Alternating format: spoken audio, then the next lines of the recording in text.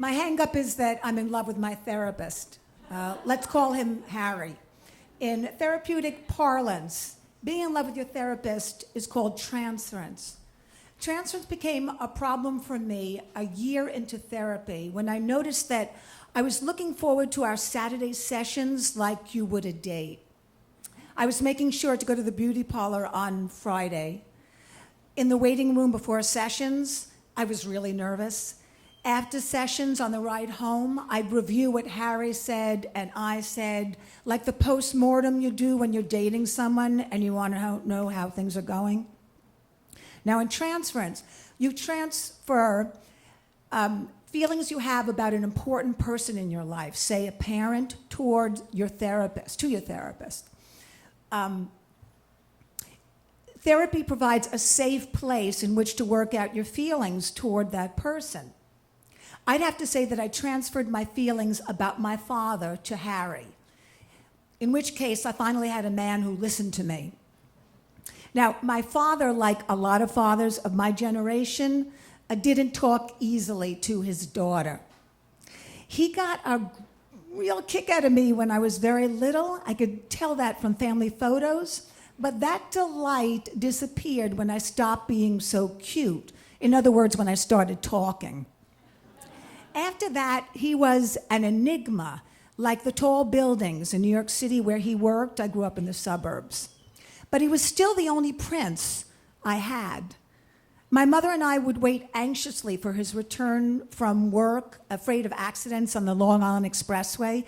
He'd walk in, he'd put his fedora on top of the double-door GE refrigerator. This was the 50s. Then he'd turn to kiss my mother. Then he'd kiss me. Now, in my 20s and 30s, he showed his love mostly through cash gifts sent in the mail. Now, I know many of you are thinking you wish you had my dad, but really what I wanted was a relationship. Now, of course, I talked about my crush on Harry to family and friends, and I told them I could handle it. Some of them weren't so sure. At least two friends said that my crush on Harry was part of a bigger hang-up, which is that I was always getting crushes on men in positions of authority, like teachers. This was true. In high school, I always had crushes on male history and English teachers. In the last 10 years, I always had crushes on teachers. At night courses I would take, say, in writing or acting, or even one in stand-up comedy. Now, I tried to get rid of my transference by putting it into a short story. I wrote a short story. In it, I imagined a middle-aged protagonist who has a crush on her therapist, and she struggles with whether or not to tell him. She decides to, and when she does, he tells her he feels the same way. In fact, he leaves his executive swivel chair and goes over to where she's sitting on the love seat in the office. When he starts to make love to her, he morphs into her father, not as he was in the prime of his life when he looked like a movie star, but at the end of his life when he had a few tufts of hair and he drooled. So naturally, she can't go through with the lovemaking, and she tells him, but he says, you want this, and he should know. But she manages to push him off her and run screaming through the waiting room, I'm cured. I really liked the story, but it didn't cure me. I felt exactly the same afterward. So I'm known for my honesty, and what better place to be honest than in therapy? So I decided to tell Harry about my crush. He said it was perfectly natural. I said, I have it so bad that it leaves me in a state of intense loneliness between sessions, longing. And he said, I said, maybe I should see someone else. And he said, well, if I went to someone else, I'd probably develop a crush on the next guy. So I said, well, maybe I should see a woman.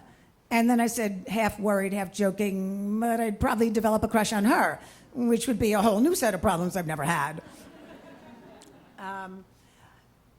I assured Harry that I didn't want to have an affair with him. He was married.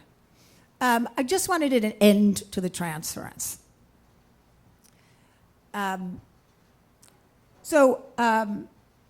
What I ended up doing was I changed the frequency of our sessions to every other week instead of weekly, thinking that out of sight, out of mind would work. But nothing's worked. I hate being in love with Harry because I feel like I have to hire a second therapist to talk about the first one. If Harry's right, I'll fall in love with the second therapist and then I'll have to hire a third.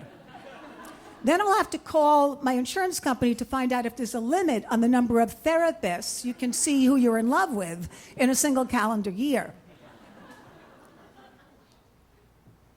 Do you think therapists have a racket going? They make their patients fall in love with them so they can have paying patients for life like an annuity? I guess I'll have to keep seeing Harry until my money runs out or his pension kicks in. Thank you.